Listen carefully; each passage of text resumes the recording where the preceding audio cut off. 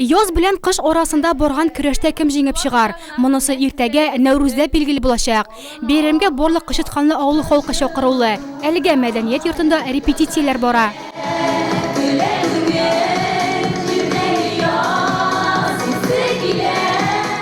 Biz авылның киләчәге, biz яшьләр бәйрәмнәрдә төрле матур биюләр, җырлар, шигырьләр күрсәтеп, өлкән буыныбызның күңелләрен күреп йөрибез. Бию, җыр, театр, нәфис сүз. Кычытканлыларның күңелсезләнеп утырга вакыты юк. Мәдәният йортында төрле түгәрәкләр эшли.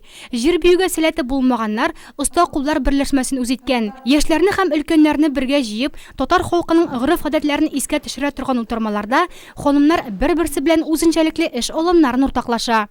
Без оста куллар түгәрәгенә бик теләп бирибез. Монда инде атнасына 2 тапкыр була.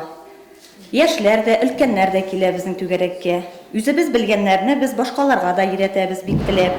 Менә хәзер башмак бәйләргә өйрәндек. Бик искиткеч матур башмак килеп чыкты. Бу түгәрәккә без идән тәмле әйберләр пешереп алып киләбез. Аннары бергә тәмләп чәй ичәбез. Пешергән әйберләребезнең рецептларын да бер-беребезгә бүлешәбез. Авыл халкы белән шулай матур итеп яшибез. Мәдәният йортының актив эшләве беренче чиратта оның җитәкчесенә бәйле. Олья Кисамова биредә 8 ел хезмәт куя. Һәр бәйрәмне зурлап үткәрәләр. Кычытканлыларга гына түгел, тирә-күрше авыл һәм районнарда да концертлар куялар. Танылган артистлар үзләре дә еш чакырылды. Яңа идеяләр, яңа конкурслар белән янып яшиләр биредә.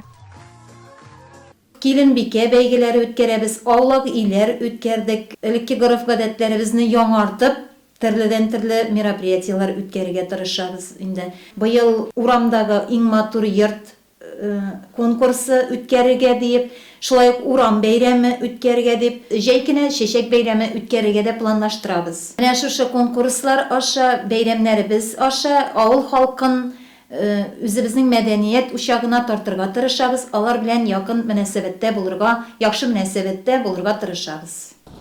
Түбәләреннән аккан су проблемасы да уңышлы хәл ителгән. Быел Олья Хисамова республиканың авыл җирлекләре мәдәният йортлары арасында үткәрелүче конкурста катнашып, акчалата грант оторга ниятли.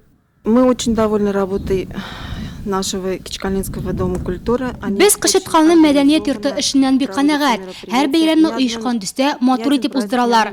Халык та теләп йөри, үзләре дә актив катнаша. Активно посещает их мероприятия. Бүгенге көндә Нурлат районында 300 мәдәният хезмәткәре эшли. 25 март оларның һөнәри бәйрәмнәре. Аны да олар гадәттәгечә үзләренә үзләре бәйрәм ясап үткәрәчәк.